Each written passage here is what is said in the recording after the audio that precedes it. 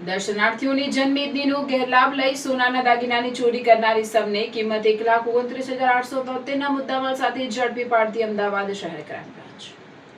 અમદાવાદ શહેરમાં તારીખ 16/7/2026ના રોજ પરંપરાગત રીતે ભગવાન જગન્નાથજીની 149મી રથયાત્રા યોજાયેલ।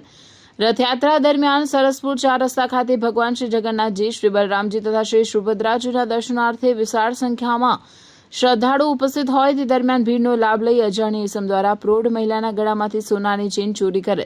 આ બનાવ અંગે શહેર કોટડા પોલીસ સ્ટેશન ખાતે ફરિયાદ નોંધવામાં આવેલ।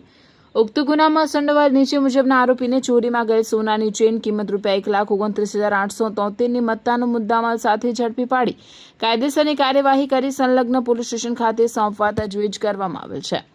શોધાયેલ ગુનામાં શહેર Kotda police station the BNS કલમ 304(2) મુજબ પકડાયેલ આરોપી રવિ કાળુભાઈ વાડીલાલ દેવી પૂજક, ઉંમર વર્ષ 26, રહેવાસી ભાઈપુરાના છાપરા, મામાના ગલ્લાની બાજુમાં 7th day school, Khokhra, Ahmedabad શહેર।